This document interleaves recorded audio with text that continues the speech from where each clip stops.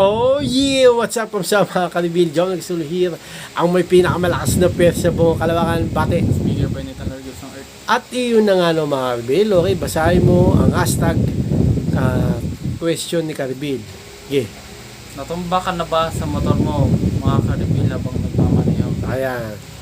Sabi ni Kalibil, anong pangalan ni Kalibil? Lawrence? Lawrence. Kalibil, sabi ni Kalibil Lawrence, kung natumba na raw ako habang nagmamotor, Honda Click 125 version Tita Ultimate Game Changer kung natumba na raw ako habang nagmamotor.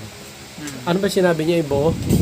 Habang Habang nagmamaneho? habang nagmamaneho. O, ikaw muna sumagot. Alam mo naman yun. Hindi pa. Oh, Hindi pa naman sa ngayon. Marami lang muntik. ayun. Yun lang masabi mo. Ano, maingat to palagi sa top eh. Sa sobrang ingat, dun na papahamak eh. Ayun. Okay. Lang. Okay mga Arbil, kung natumba na ba ako sa motor habang nagmamaneho, okay, ang dami ko ng muntik, tama si Nathan, ang dami ko ng muntik, pero sa awa ng Diyos, okay, nagdadasal kasi ako lagi na ilayo ako sa kapamakan habang nagdadrive ng motor. Honda Click 125 version Tita Ultimate Game Changer. Ang dami ko ng muntik mga Arbil. Meron talaga ako muntik na akong matumba nung nabangga ko yung jeep. Ito, nabangga ko talaga. Kasi yung jeep biglang huminto. Ngayon, nasa likuran niya ako, bumangga ako, pang! Tumama yung gilid lang ng motor. Sabi, tutumba na ako, naiapak ko yung pako. Kasi kung hindi ko naiapak yung tumba na ako. Tumba ka na. Mabait si Lord, naapak ko yung pako. So, galit na galit yung jeep, yung driver ng jeep. Nabangga ko nilapitan ko, kuya, pasensya ka na, bigla kang huminto sabi ko. Ano yan, bilis-bilis maneho, gumagano. Sabi ko, kahit naman may rason ako na bigla siyang huminto, sinabi ko na lang, humingi na lang ako ng pasensya. Kumalma siya. Sige na, okay na. Umalis na ako. Tapos, meron pang pangalawa na si Ann, angkas ko siya. Hindi, nakahinto na kami nito Pagbaba niya, muntik niyang may tumbay motor. Kasi yung bigat niya, dinala niya yung motor patumba. Muntik na, Ayan. Muntik na talaga. Muntik na talaga. Naka-under pa yung makina. Baka matrottle. Baka matrottle pa nga nun. Hindi ko pa nakapatay yung makina. Yun yung pangalawa kong muntik ko na rin matumba yung motor.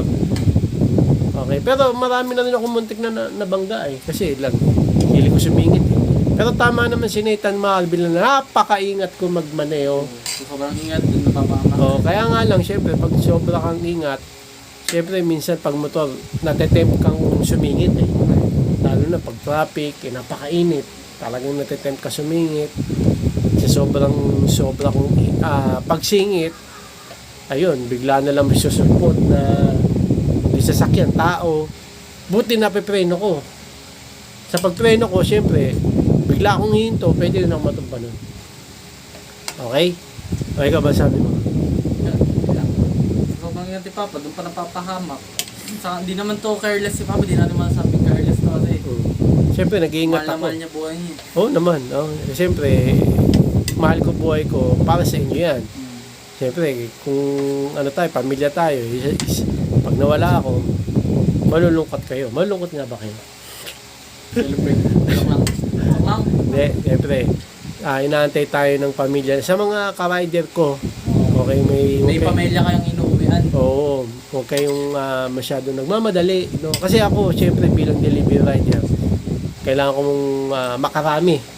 Kami, gusto namin makarami. Sa sobrang gusto namin makarami ng deliver para lumaking kita, nagmamadali.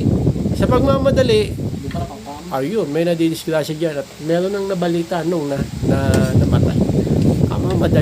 Mamadali. Alam ko, hindi ko din nagkakamali para na siya rider. No? Meron din lalamog, ganyan.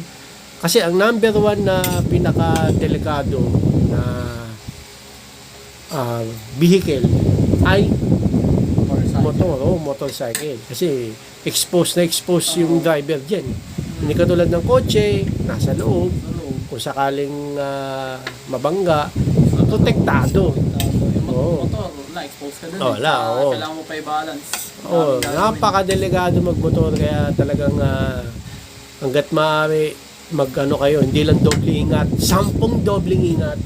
Tsaka maging defensive ka. Kung kailangan maging defensive player of the year, gawin mo. Ayun mo. 'Di ba? Tapos maging MVP ka sa pag-iingat, gawin mo.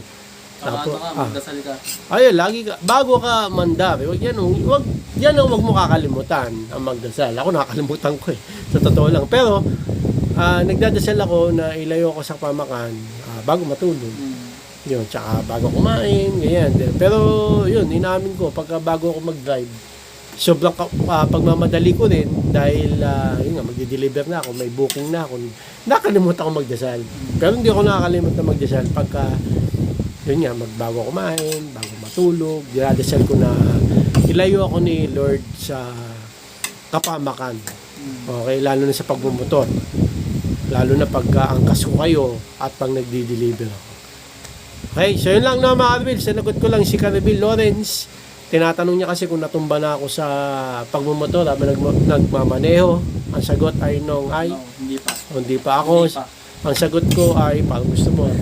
Ako, ang sagot ko ay hindi pa sa awa ng Diyos, hindi pa.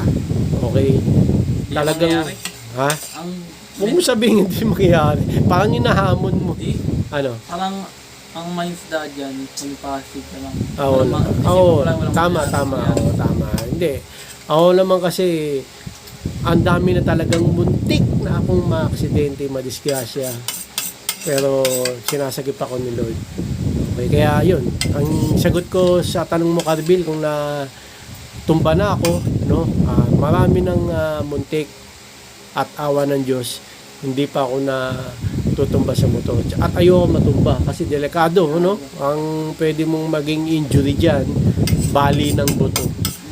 Okay, kasi yun yung parang minor mo na maging injury diyan. Pagka nabalian ka ng buto, nako, yari.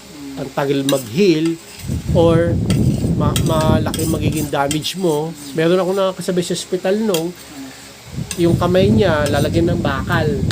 Nakakalaga lang naman ng 100,000. Maliit lang na bakal yun. At mahirapan siya mag-drive. Alam ko, ginit-git daw sila nun eh. Ayun. So yun, talagang nagdadasal ako lagi na wag akong maksidente. Kahit na matumba, man lang wag. Yun. Kaya sobrang ingat ako. Kaya kayo mga Carbil, sa mga ka-rider ko, okay, magdasal kayo bago, tama si Nathan, magdasal kayo bago kayo mag-motor. At mag-ingat kayo palagi, mga Carbil. At ang pinaka number 1 ay sumunod sa batas trapiko. Ayan, kasi minsan sa mamadali rin, sila, hindi na sinusunod, beating the red light na. Napakadelikado nun din, mga Carbil. Okay, so yun lang, mga Carbil lang. Dadasal ako lagi na wag matumba at maaksidente sa motor. So, dito lang mga Carbil. Maraming salamat sa panonood, mga Carbil. Please, like, comment, please, share, please, subscribe. Click nyo yung bell button kami. Ha! Reagan, para update kayo pag may bago upload tayong video sa muli, mga Carbil. God bless, ingat mo sa lahat. Bye. Oh yeah. Bao ng headset.